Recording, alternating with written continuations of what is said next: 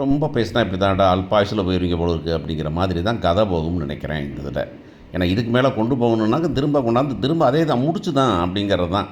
So எதிர்பாராத விஷயங்கள்லாம் அப்போ நடந்தே ஆகணும். ஏன்னா எல்லாரும் பொறுமை இழந்து போயிட்டாங்க நம்ம 2வது குடும்பத்து சமாச்சாரத்தில். இதை எங்கேயாவது முடிச்சே ஆகணும். முடிக்கணும்னாக்க எங்கே முடிக்கிறதுன்னு தெரியாமல் எல்லாத்தையும் ஒரு இடத்துல போட்டு பெருசாக போட்டு முடிச்சு விட்ற வேண்டியதான் அப்படிங்கிற மாதிரி தான் அந்த கதை போகுது அப்படிங்கிறத பார்க்குறோம் நம்ம.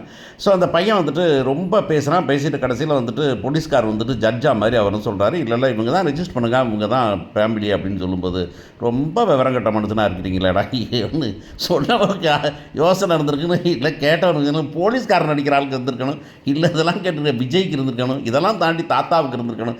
யாருக்குமே வாப்பா தோணலை, இல்லை அன்பு கூட தோணலை.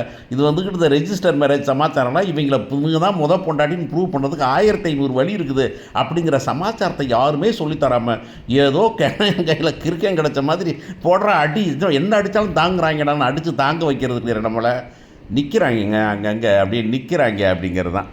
ஸோ இந்த பையன் போயிடுறான். போயிட்டு அங்கே வந்து போகிறாங்க. அவங்க அம்மா பேசுகிறாங்க, டே இது தப்புடா, இது ரொம்ப தப்பு அப்படின்னு சொல்லி பேசுகிறாங்க.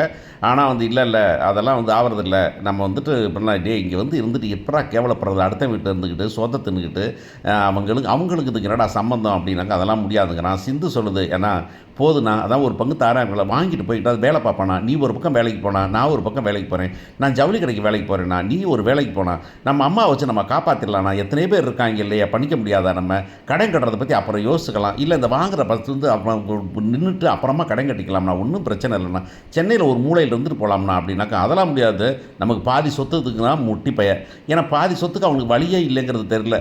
7ல் 2 பங்கு தான் நான் முன்னுக்கே சொன்ன மாதிரி அந்த 2 பங்கு தான் கிடைக்கும். ஒரு பங்குக்கு அப்புறம் 2 பங்கு கிடைக்கும். இதில் வந்து பாட்டிக்கும் ஒரு பங்கை போட்டாலும் அதில் யாரும் ஒன்றும் கேட்க முடியாது. அவங்க அம்மாவுக்கு வாழ்த்து வேணும் அப்படிங்கிறதுனால. ஸோ இவன் என்னடானாக்கா அவன் கட்டிட்டு போன பிள்ளைங்க வீட்டில் இருக்கிற வசதியெல்லாம் பார்த்துட்டு அப்படி கொடுக்கலாம்னாக்கா அது கட்டிட்டு போன வசதி போனால் அந்த பிள்ளை வேறு சொத்துக்கு தான் பரவாயில்லை, அப்படி இல்லையாடா அப்படின்னாக்கா இதெல்லாம் புரியாது இந்த மண்டூகத்துக்கு அப்படிங்கிறது தான் விஷயம். இதுக்கிடையில் நைட்டு அங்கிட்ட அவன் ஃபோன் பண்ணிட்டு வரும்போது இவனை பார்த்துட போகிறான். நம்ம விஜய் சொல்ல போகிறார், தம்பி கிருஷ்ணா நான் சொல்கிறது நல்லது நினச்சிக்க, இல்லை இது வந்துட்டு தப்பாக போயிடும் அப்படின்னாக்கா என்ன தப்பாக போயிடும், என்ன பண்ணிடுவீங்க நீங்கள், என்னை கொலை பண்ணிடுவீங்களா நீங்கள் அப்படின்னா, அது கூட ஒன்றும் தப்பு இல்லைடா உன்னை பண்ணுறதுக்கு, முட்டாள்தனமாக பண்ணுறதுக்கு அப்படின்னு பேசும்போது அவன் கோவமாக வந்து அடிக்க வர, இவர் வந்து எய்த்துட்டு போக உடனே வந்துட்டு அவங்களாம் வந்து என்னப்பா தம்பி இப்படி அடிக்க வரீங்கன்னு, நான் எங்கே அடிக்க வரேன் அப்படின்னு விஜய் சொல்கிறாரு. உன் மகன் பேசுகிறது தப்புமா, நீங்களாம் பெரியவங்க சொல்லி பேசி புரிய வைக்க மாட்டீங்களா, இது கோர்ட்டு கேஸுன்னு போனாலும் நீங்கள் ஒத்த பைசா அவங்களுக்கு கிடைக்காது, அவங்களுக்கு ஒன்றும் ப்ராப்ளம் இல்லை, அவங்கெல்லாம் செட்டில்டு, நோ ப்ராப்ளம், அவங்க பாட்டை லைஃப்பை பார்த்துட்டே இருப்பாங்க, அந்த வீடு கணக்கு முடிகிற வரைக்கும் பார்த்துக்கலான்னு விட்டுருவாங்க.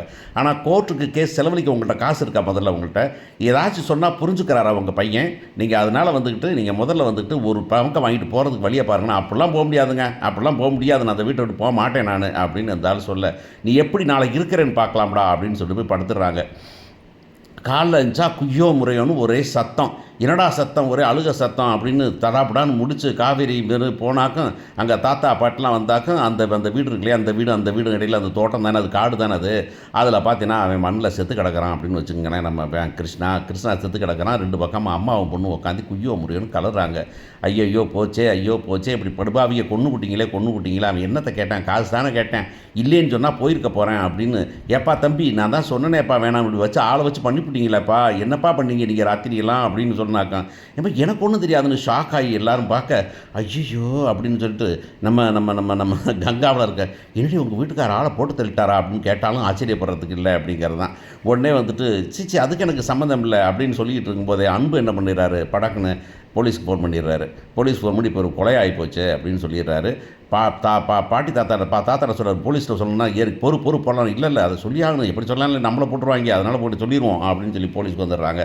போலீஸ் வந்தோன்னே வந்துக்கிட்டு உடனே என்ன ஆச்சு ஏது ஆச்சுன்னா விசாரிக்க வந்தால் என்னன்னு தெரியல, அவன் பாட்டில் வந்து சொன்னான், நேற்று தான் சொல்லிட்டு போனேன் இல்லைங்க கோர்ட்டில் பார்த்துங்கன்னு, ஏங்க என்ன யாருங்க பண்ணா அப்படின்னு அவர் கேட்க, இல்லைங்க இந்த பொண்ணு அந்த அம்மா இருந்துக்கிட்டு இப்போ தாங்க இந்த ஆள் தான் விஜய் தான் கொண்டு விட்டான், நேற்றுக்கு நைட்டு கூட வந்து மிரட்டிட்டு போனான் பாருங்கள், அவன் பையன் ஒத்துக்கல எங்கே அடிச்சு விட்டான், காசு இல்லைன்னு சொல்லி விரட்டி விட்டுருந்தா கூட பரவாயில்ல, கழுத்தை பிடிச்சி வெளியே எழுதிருக்கலாம், இப்படி என் பிள்ளையை கொண்டு விட்டாங்களே ஒத்த பயலாக வச்சுருந்தேனேன்னு அந்த அம்மா கத்த. உடனே காவேரி இருந்து, என்னம்மா பேசிட்டீங்க நீங்கள், எங்கள் வீட்டுக்காரர் ஏன் கூட இருந்தார், ஆமாம்மா இருந்தார், நீ தான் சாட்சி சொல்வியா நீ, சார் இந்த ஆளை அரெஸ்ட் பண்ணுங்கள் சார், இந்த ஆள் தான் சார் எல்லாம் பண்ணது அப்படின்னு சொல்லிட்டு அவர் உடனே போலீஸ்காரர் வந்து, விஜய் நான் ஒன்றும் பண்ணுறதுக்கு இல்லை, சந்தர்ப்ப சாட்சிங்க வந்து உங்களுக்கு எகென்ஸ்டாக இருக்கிறதுனால அப்படின்னு வேறு எவனையும் பண்ண மாட்டாங்க, எகென்ஸ்டாக இருக்கிறதுனால உங்களை வந்து நான் அரெஸ்ட் பண்ணியே ஆகணும், வேறு வழி இல்லை அப்படின்னு சொன்னாக்கான்.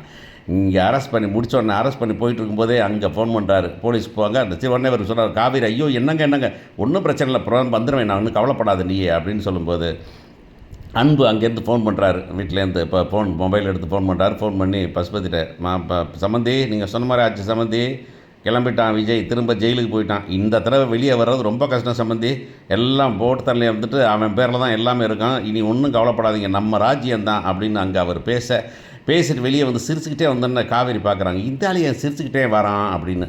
இதெல்லாம் நம்ம தான் வந்து யோசிப்போம், ஏன்டா சிரிச்சிட்டு வராங்கிறத கண்டுபிடிச்சி, அப்போ இவனுக்கு என்னமோ உள்குத்து இருக்குதுன்னு கண்டுபிடிக்கிறதுங்கெல்லாம் வந்துட்டு ஹீரோயின்ஸை வந்து மூளை உள்ளவங்களா யோசிச்சு பண்ணும்போது அப்படி வரும். அப்படி தான் நமக்கு தோணுது.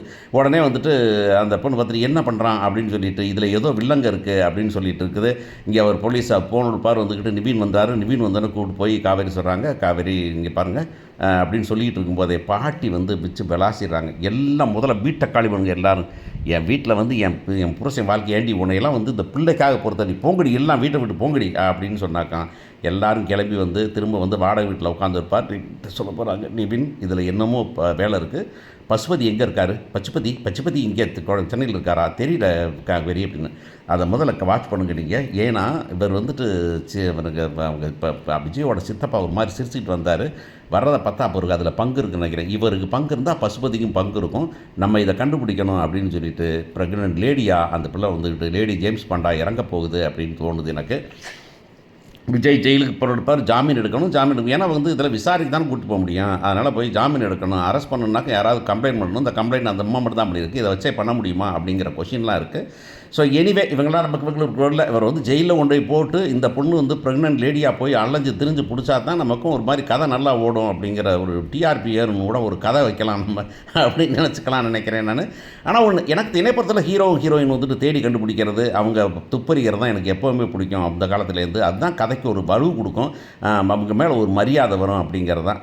ஸோ எனிவே இப்போ பசுபதி வந்துட்டு என்ன பண்ண போகிறாரு, அங்கே அன்பை கூப்பிட்டு, இல்லைனாக்கா அங்கே வந்துக்கிட்டு இவன்ட்ட இந்த பொண்ணு பேர்னா நம்ம ராகினி முடிஞ்சது கதை காவேரி வாழ்க்கை, இனி வார் பிள்ளையை வச்சுக்கிட்டு நடு ரோட்டில் நிற்பாப்பார், அங்கே சொத்து கிடைக்காது, ஏன்னா வந்து எல்லாம் போர் கேஸுன்னு ஆகிப்போச்சு. இனிமேல் இவளை வந்துக்கிட்டு அந்த வீட்டில் காவேரியை வந்துக்கிட்டு தாத்தா பாட்டி அந்த வீட்டில் சேர்த்துக்க மாட்டாங்க, இவன் நடுத்தருவில் நிற்க வேண்டியதான். இனிமேல் போயிட்டு விஜயை பார்க்க கூட அவங்க தாத்தா பாட்டி விட மாட்டாங்க, அவ்வளோதான், இவன் பாட்டில் போகட்டும், வாழ்க்கை முடிஞ்சது. இனிமேல் வந்துக்கிட்டு இனி அன்பு தான் அங்கே எல்லாம், அப்படியே நீ போய் உங்கள் புருஷனை அஜயை கூட்டி போய் அங்கே போய் செட்டில் ஆயிருந்தியே அப்படின்னு அங்கே பேசிக்கிட்டு இருக்க போகிறாரு. அங்கே வந்துக்கிட்டு எண்டில் வந்து காவேரி வந்துக்கிட்டு, இது எல்லாமே அவங்க பசுபதியும் அன்போட வேலை தான், இதை நான் விட மாட்டேன், நான் இது எனக்கு சத்தியம் அப்படின்னு சொல்லுவாங்களே, அந்த மாதிரி நான் இதை பண்ணாமல் நான் வீட்டுக்குள்ளே வர்றதில்லை. இந்த குழந்தை பிறக்கிறதுக்கு முன்னாடி எங்கள் வீட்டுக்கார மேலே எந்த விதமான தப்பும் இல்லாமல் கொண்டுறேன் அப்படின்னு, இல்லைனாக்கா 5 நாளில் வெளியே கொண்டுறேன் பார் அப்படின்னு சொல்லிட்டு ஏதாச்சும் பண்ண போகிறாங்க அப்படின்னு நம்புகிறேன் நான். ஏதோ ஒன்று இப்போ கடைசியில் என்னாச்சுனாக்கா, ஹீரோ இருக்காரா ஹீரோயின் இருக்கா அதை தாண்டி எப்பா பசுபதியை கூட்டுவாங்கப்பா, கதை ஓட மாட்டேங்குது அப்படின்னு நம்ம சொன்னால் தான் நல்லாயிருக்கு. இப்போ கடைசியில் பசுபதி வந்தால் தான் கதை நல்லாயிருக்கும் அப்படிங்கிற நிலைமை. அட்லீஸ்ட் யார் அந்த உலகலை பேரலை நம்ம பிள்ளை அந்த பிள்ளை இருக்க, அந்த பொண்ணு பேர்னா நம்ம இது ஐஏஎஸ் யமுனா, அதனாச்சும் கூட்டுவாங்கப்பா கதை ஓடும், இல்லைனாக்கு மொக்கையாக இருக்குது அப்படின்னு சொல்ல வேண்டிய நிலைமைக்கு வந்துட்டான். பார்ப்போம்.